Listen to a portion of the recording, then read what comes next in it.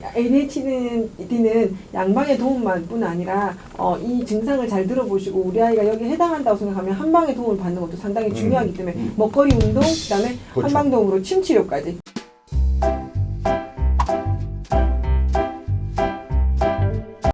안녕하세요. 유관방 잔소리생의 안영민 원장. 국사장의 최명 원장입니다. 자, 오늘은 어머니들께서 많이 걱정하시는 ADHD, 주의력 결핍 과잉 행동장애에 주의력 대해서. 결핍 과잉 행동 장애를 ADHD라고 그렇죠. 합니다. 요즘 정말 이것 때문에 걱정하시는 분들이 정말 많거든요. 아들을 키운 엄마들은 아이들이 더 많죠. 한 번은 생각해 볼 수 있는 얘기죠. ADHD 들어보셨잖아요. 그렇죠. 이게 대표적인 증상으로는 이게 주의력 부족이라든지 과잉 행동, 또 충동적 행동으로 해서 다른 아이들에 비해서 ADHD 아동이 이게 신경 전달 물질이 이게 부족한 거지 이게 지능 지수가 낮은 건 아니거든요. 그래서 차라리 똑똑한 아이한테 보일 수도 네, 있어요. 좀 과잉 그렇죠. 행동, 그다음에 충동적인 행동, 그다음에 주의력 결핍. 근데 주의력 결핍은 조금 이제 떨어진 아이들은 볼 수 있다 하지만 우리 아이는 학업이 다 좋은데도 약간 과잉 행동이 있어요. 화를 참지 못해요. 그게 이제 유치원하고 어린이집에서는 잘 모르다가 특히 이제 초등학교 딱 들어가서 이제 인지를 하게 되는데 그렇죠. 유치원 때 같은 경우는 뭐 수시로 왔다 갔다 네. 하고 막 자기가 화장실 가고 싶든지 지가 다른 뭐 장난감 놓고 싶으면 선생님이 그 해도 크게 이제 제재를 안 하지만 학교 가서 의자에 앉아서 딱 선생님 말에 집중을 해야 되는데 애가 이제 그 집중력이 좀 떨어지고 짝꿍하고 뭐 다른 장난을 한다든지 쌤 말에 주의를 집중하지 못하고 자기 나름대로 그냥 놀고 있는 아이들이 있어요. 그래서 이제 옛날 이제 선생님들이 되게 엄하셔가지고 아이들을 막 혼을 내고 해서 억지로라도 이게 자제를 시키면서 익히다 보게 되면 초등 한 학년이 올라가면서 한 3학년 4학년 되면 애들이 좀 철이 든다 그러잖아요. 이제 철이 들면서 조금씩 이게 진정이 되는데 요즘 선생님들이 아이들 혼을 안 내거든요. 혼나면 이제 큰일 나니까 그렇죠. 아이들한테 따로 말씀을 안 하고 나중에 그런 경우 이렇게 어머니를 그냥 상담하러 이렇게 부릅니다. 그래서 불러가지고 애가 좀 요즘 좀 뒤에서 좀 산만하고 좀 집중력도 좀 떨어진 것 같으니까 병원 가서 한번 좀 상담을 받아보는 게 어떠냐. 아니요, 상담을 받아보라고 병원 안 가더라도 한번 체크를 한번 해봐라. 그래서 그렇게 가보면 ADHD 소견이 있다고 해서 이제 어머니들께서 걱정하시고 그래서 요즘 같은 경우에 예전에 비해서 옛날에 사실 ADHD가 뭔지도 잘 몰랐거든요. 그리고 예전에는 몰랐기 때문에 우리 위인들 있잖아요. 상대성 이론한 아인슈타인이나 뭐 에디슨이나 뭐 이런 분들이 ADHD 소견을 가지고 있었다고 합니다. 위인들도 그렇게 되시 이제 그게 사실 큰 문제가 되지는 않지만 아이들하고 단체 생활을 하고 사실은 불편한 그렇죠. 부분이고 학업에 이제 집중을 해야 되지 되는데 않는 부분이 있죠. 그 때문에 어머니들 걱정을 많이 하시게 되는데 이 부분을 어떻게 해결해야 될지 저희가 체크를 하고 또 그걸 우리가 해결할 수 있도록 그걸 해야 되거든요. 근데 이 ADHD가 왜 많아질까요?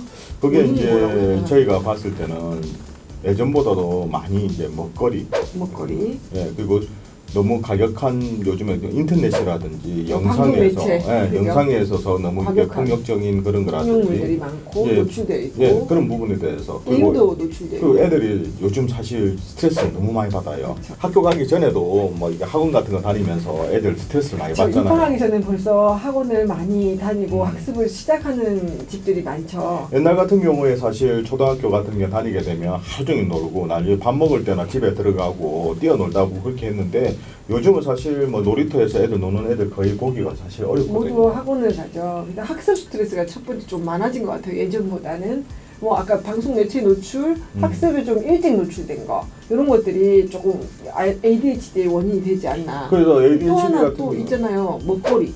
그렇죠. 먹거리 아까 특히 요즘 열량 높은 음식, 단 음식이라든지 고열량 음식에 있어서 자꾸 하게 되는데 저희가 생각하기에 머리 쪽으로 이게 기운이 뭉쳐서 그게 열이 차는 증상하고 비슷하다고 보거든요. 상초 기체증. 상초 기체증이라고 하죠. ADHD가 같은 경우에 양방에서도 보통 약을 이제 복용하게 되는데 이런 경우 사실 그걸 치료하는 약이라기보다는 그 상태를 조금 안정시키고 집중력을 좀 끌어올릴 수 있도록 하는 약이지 치료하는 약은 아니고 성량과 더불어서 그게 조금 개선이 되도록 그걸 저희가 지켜보는 거거든요. 그래서 아이들한테 그런 시기에 있어서 좀 적극적으로 먹거리라든지 식이 먹는 것과 생활 습관을 조금 바로잡아주면서 도와주는 것이 이제 한의학적으로 저희가 해줄 부분이라고 생각합니다. 그래서 먹거리, 근데 먹거리가 집에서 해결이 돼도 열이 좀 빠지지 않는 경우는 한방도움을 받는 것이 좋습니다.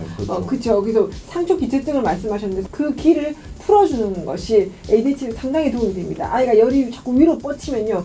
예를 들자면 뭐 홍삼 제품들 많이 있잖아요. 본인 체질에 아이 체질에 맞지 않는데 만약에 그런 건강식품들을 많이 먹게 되면 위로 열이 상승되니까 본인의 의지와 상관없이 밖으로 나가고 싶고 뛰쳐나가고 싶고 가만히 앉아있지 못하겠고 소리를 지르고 싶고 이런 것들이 겉으로 볼 때 증상은 ADHD 표현처럼 보일 수 있습니다. 그래서 그런 부분들이 해결이 좀 되면 조금 ADHD가 아닌데 그렇게 표현되는 부분을 조금 고칠 수 있지 않을까 싶습니다. 그래서 저희가 이제 상담을 하게 되면 아이들 같은 경우에 상담하는 도중에서도 가만히 있지 못하고 계속 왔다 갔다 하고 또 엄마한테 떼쓰고 고함 지르고 그런 친구들이 많거든요. 아빠하고 같이 상담받을 때 아빠가 특히 이제 아이들을 많이 야단을 칩니다.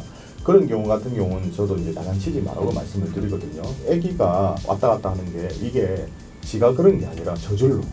그러니까 이런 애들은 본인의 의지와 상관없이 손발이 저절로 움직이는 거예요. 그렇죠. 충동적으로 자꾸 몸이 움직이기 때문에 그 부분은 이게 어른의 도움으로 아이를 어떻게 이끌어 가느냐도 상당히 중요합니다. 그러니까 이것이 ADHD라고 생각을 하시고 병원약을 계속 먹게 되면 그거에 대한 따라오는 성장 저하나 내지는 이제 식욕 부진, 기력 저하 이런 것들이 있기 때문에 이런 부분은 조금 다른 방향으로 생각해 보실 필요도 있습니다. 네, 그래서 저희가 이제 ADHD 같은 경우는 이제 머리 쪽, 상체 쪽에 열이 많은 아이들 같은 경우는 첫 번째는 일단 음식을 조심하라. 일단 열만 음식이 안 좋습니다. 열만 음식이 뭐냐 그러면 단맛 나는 거죠. 그렇죠. 네. 단맛 나는 음식, 칼로리 높은 음식. 그렇죠. 네. 그러니까 뭐 과자라든지 초콜릿에 사탕도 그렇게 하지만 뭐 피자나 젤리. 햄버거. 제일 못 먹게 하는 것들 그렇죠. 나열된 것들 전부 다 고열량 음식이겠죠. 고열량 음식이고 특히 이제 단 음식 같은 경우를 먹게 되면 아무래도 우리 몸에 이제 신경을 더 예민하게 만들고 더 업되는 그리고 또 염증 수치도 자꾸 올라가기 때문에 그다음에 음식 말고 또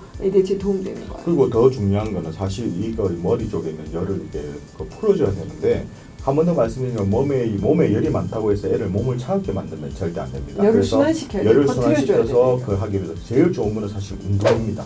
음식이라든지 운동으로도 아이가 조금 증상이 강한 경우에는 증상이 풀리지 않는 경우에는 한방 치료에 도움을 받으라 그 얘기 하시는 거 죄송합니다. 제가 마음이 급해서 네, 얘기 잘 풀어 나가는데 그래서 제가 조금 마지막 포인트를 잡자면 ADHD는 먹거리와 운동이 제일 중요합니다. 그래서 상초기체증을 치료하는 한약도 있지만 제가 이런 경우 좀 큰 애들 같은 경우는 침치료도 같이 병행을 하거든요.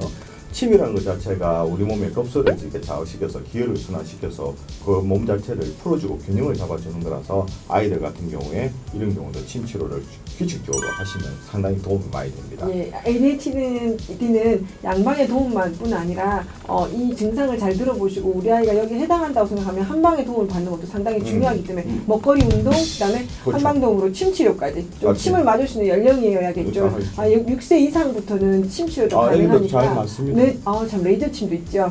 그래서 그런 부분 도움을 받으시면 상당히 도움이 되실 거니까 집에서 너무 걱정하지 마시고 하고 있지 마시고. 그러니까 아이들 같은 경우에 걱정하지 마시고요. 조금 적극적으로 그런 식으로 하게 되면 아이들 언제든지 더 좋은 쪽으로 이게 자라날 거니까 걱정 안 하셨으면 좋겠습니다. 네. 이처럼 궁금한 유가정보는 언제든지 댓글 남겨주시게 되면 준비해 보도록 하겠습니다. 우리 아이들을 위한 잔소리쟁이 안영미 원장, 수사쟁이 최미영 원장이었습니다. 좋아요, 구독하기도 잊지 마시고요. 다음 영상에도 만나 뵙겠습니다. 육아는 한방!